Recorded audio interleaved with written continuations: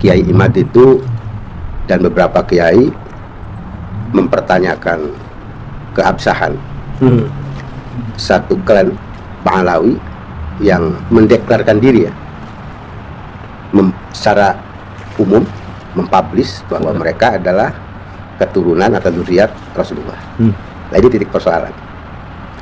Dan Imad serta para kiai lain yang meragukan itu melalui telaah dan kajian referensi. Artinya itu adalah ilmiah. Sehingga ketika Kiai Imad dan kawan-kawan itu meragukan, itu dasarnya bukan kebencian. Karena itu saya secara pribadi, karena pernah bertemu dengan Kiai Imad sebelum menjadi bola panas begitu, saya katakan sejauh itu memang ilmiah, itu layak ya, layak disampaikan ke publik. Mengapa? Karena mereka pun dari klan Ba'alawi ini mendeklarasikan diri sebagai zuriat Rasul itu di publik. Kita tidak bisa menyebut oknum ya, seperti Bahar bin Smith misalnya. Di darahku mengalir, di tubuhku mengalir darah Rasul. Nah, sebetulnya sih sederhana ya. Sederhananya itu kenapa ini harus dilakukan verifikasi, karena sesungguhnya catatan nasab itu bukan untuk dipublish. Saya nih misalnya, saya punya bapak saya punya bapaknya saya punya bapak. Itu kan hanya untuk catatan keluarga. Kalau yang kemudian di atasnya ini orang biasa-biasa saja, nggak akan jadi masalah. Contoh, ada orang yang masyhur, sosok ulama atau sosok tokoh yang masyhur, kita menisbatkan nasab kita ke mereka juga ada masalah. Tetapi lain halnya ketika menisbatkan nasabnya ini sampai kemudian kepada Rasulullah. Mengapa demikian?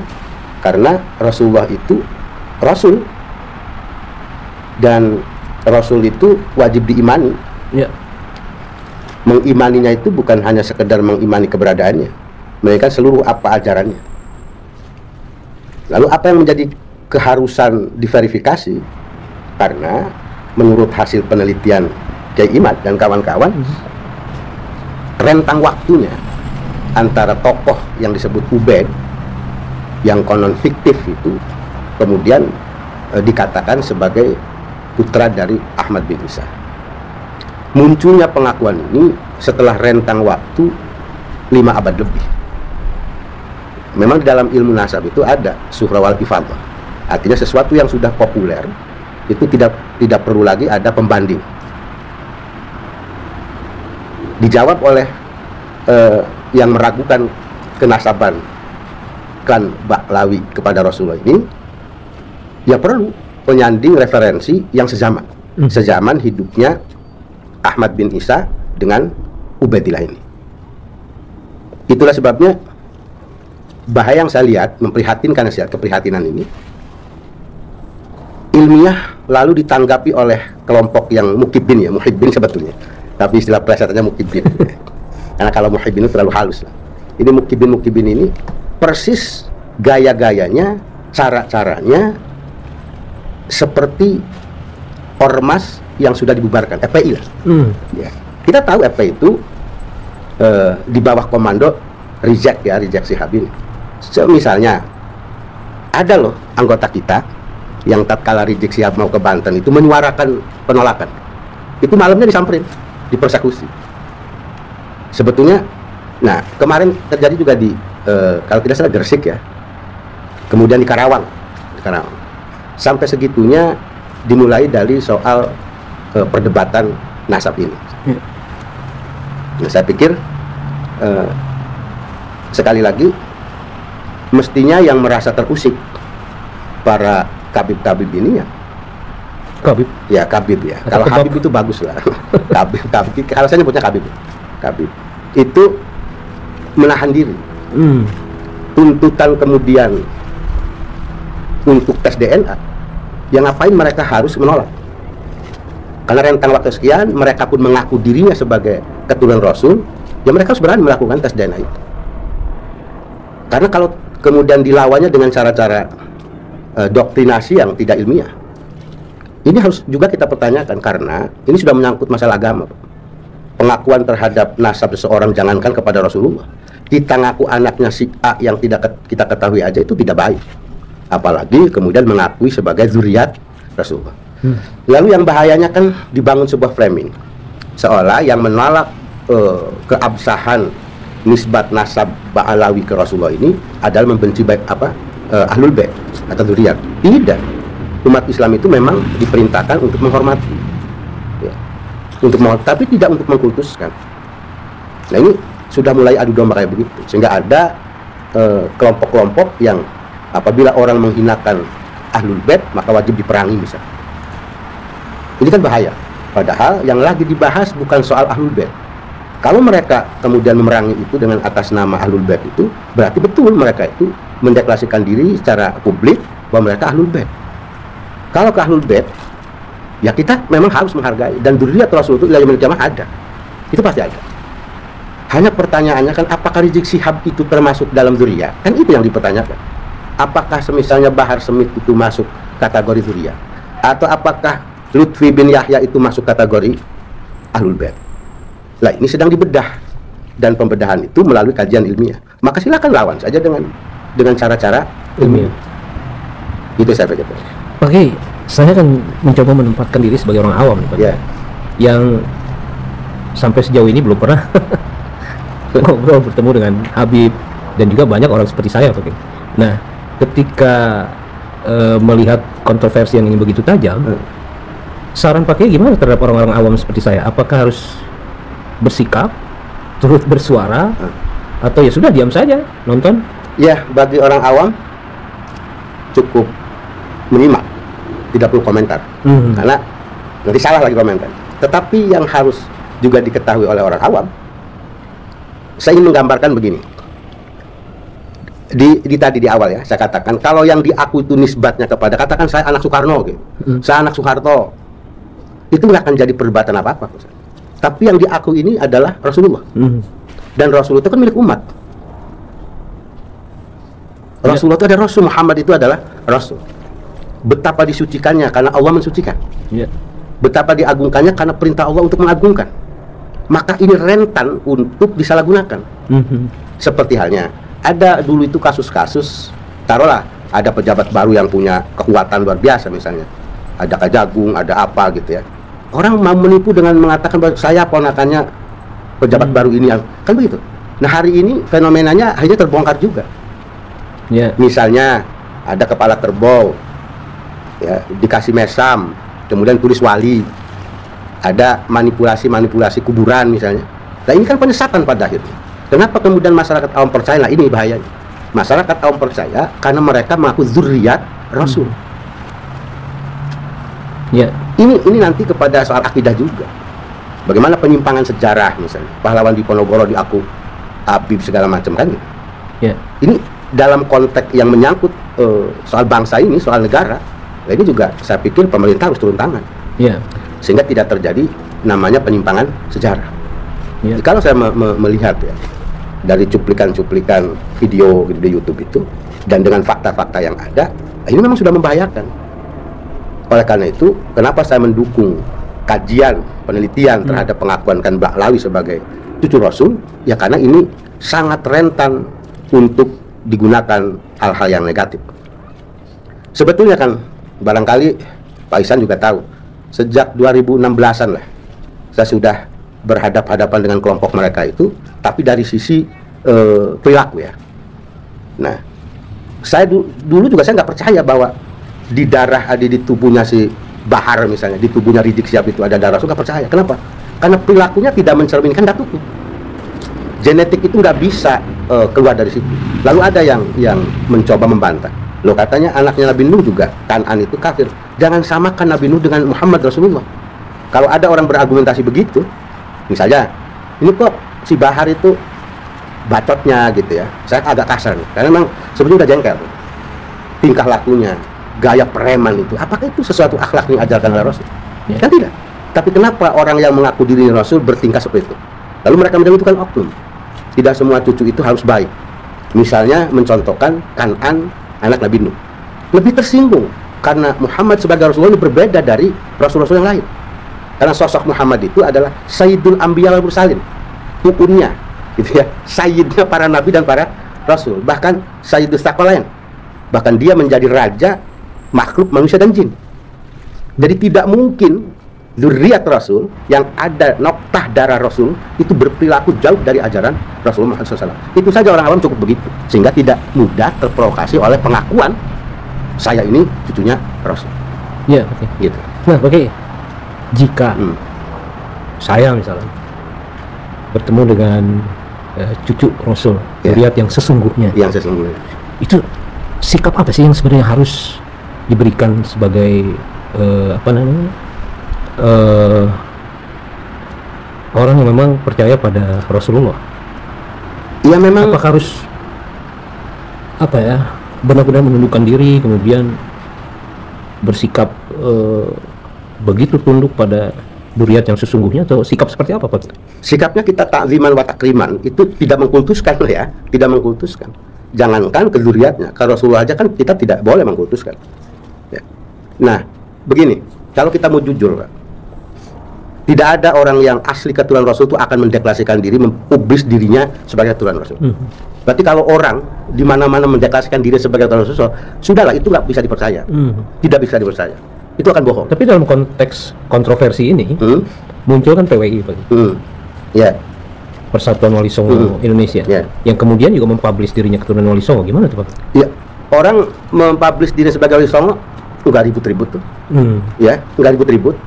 Dan kalau saya bicara siapapun, ya, siapapun dari kalangan manapun, kalau sudah mengumumkan dirinya ini sampai saya ini keturunan Rasul, nggak akan laku, Pak. Nggak bisa dipercaya. Saya menyarankan nih melalui forum ini kepada masyarakat awam, rumusnya itu aja.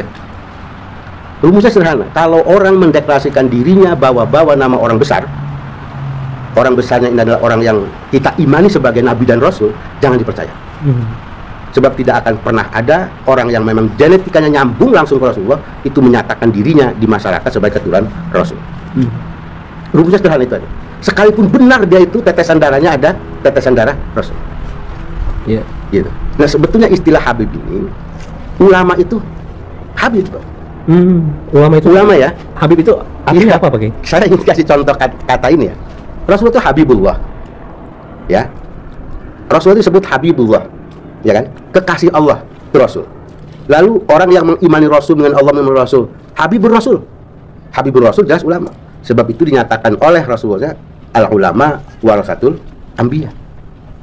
Nggak ada hadis teksnya al habaib warasatul anbiya. Karena itu terhadap ulama inilah sebetulnya kita harus percaya. Percaya dalam hal apa? Ya karena ulama artinya orang yang berilmu.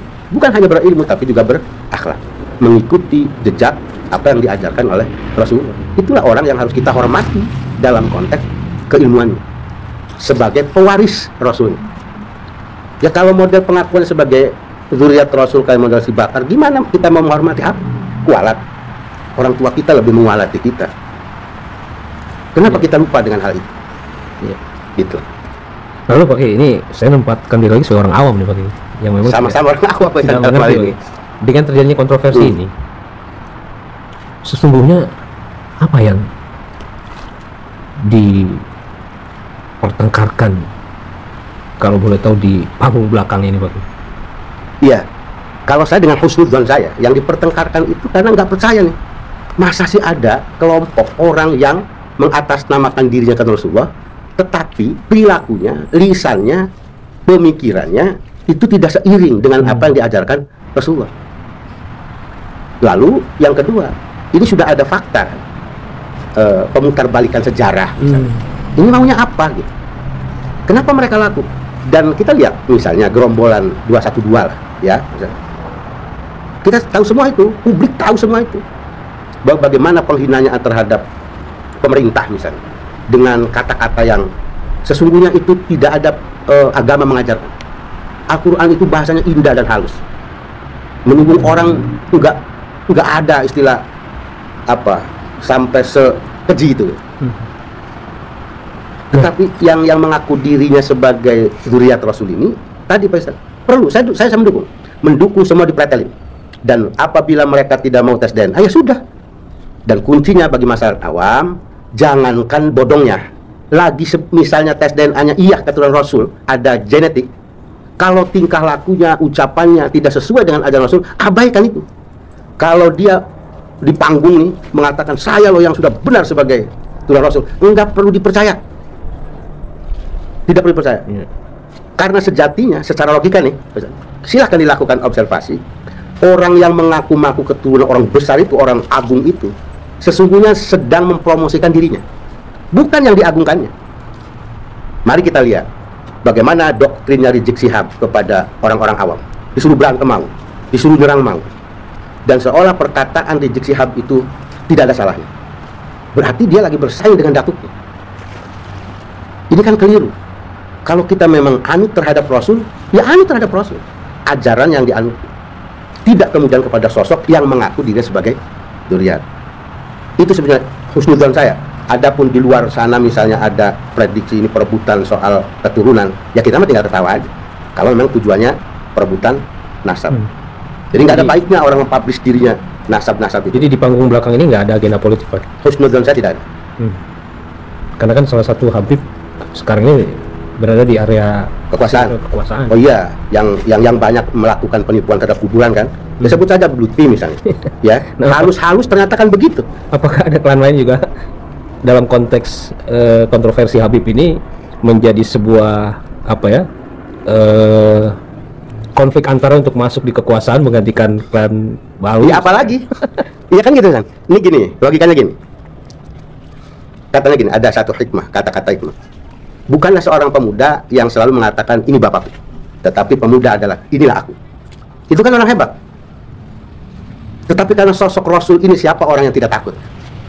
Bagi orang awam, kalau kamu tidak percaya kepada saya sebagai dzurriyyah, kafir misalnya, nggak dapat syafaat, kan takut. Karena saking mengimani kepada Rasulullah Muhammad. Maka jualan sebagai dzurriyyah ini luar biasa, rentan dan sangat-sangat berpotensi untuk diselewengkan. Nah, maka perlu. Ini juga kejadian ini yakin Pak Ihsan itu ada gerakan dari Allah. Ya. Fi'lul ikhtiyar, fi'lullah. Ini konteks Ahlussunnah wal Jamaah, fi'lul ikhtiyari, fi'lullah. Jadi sekarang Gus Abbas Buntet, Ki Ima dan lain-lain, itu saya yakin ada gerakan itu sebagai, katakan dalam bahasa ininya, sebagai reaksi dari orang-orang yang mengaku dzurriyyah tapi menghinakan sosok yang diagungkannya.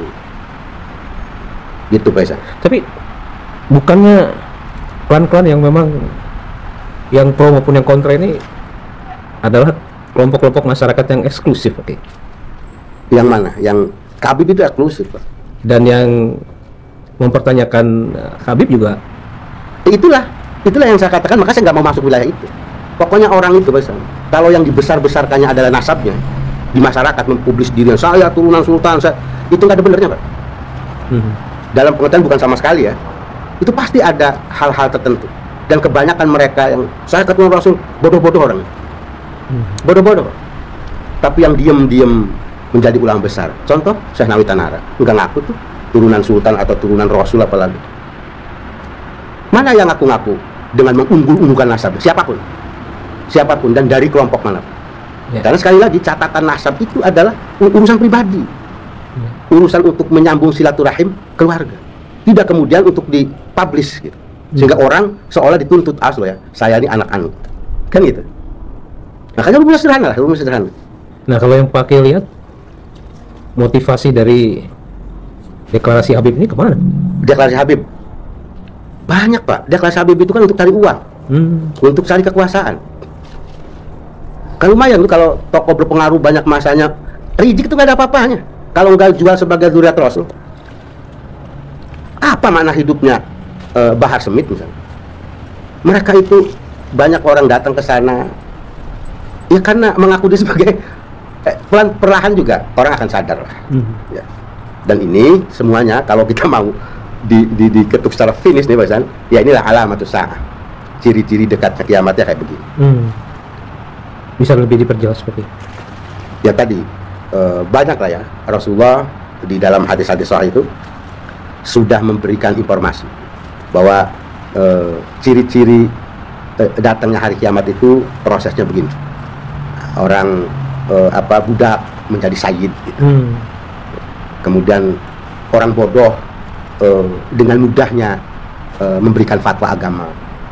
Lalu pengakuan sebagai ahlul bait ini muncul lain sekarang yang nampaknya gitu. Alamat usaha. Dan saya bersyukur ada orang yang mengkritisi soal Habib ini karena bahaya. Sangat bahaya. Jadi Pak Kiai melihat ini kontroversi Habib ini benar-benar urusan agama ya Pak? Urusan agama. Ini bukan main-main Pak. Ini urusan akidah. Urusan akidah. Jadi karena sosok Rasulnya yang diakui ya. Gitu. Semata-mata urusan agama. Iya, urusan agama. Nah, kembali lagi Pak Kiai.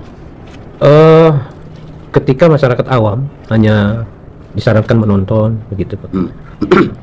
Bagaimana dampak terhadap kontroversi yang terjadi sehingga ada pengelompokan yang semakin militan di kelompok masyarakat awam di Habib?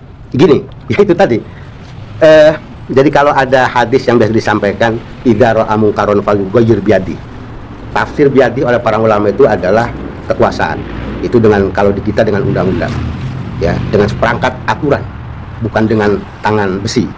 Kemudian kalau tidak mampu, kita bukan kapasitasnya menjadi pemerintah, ini penugasan juga kan, proporsional. Kemudian bilisan, kita merubah dengan lisan.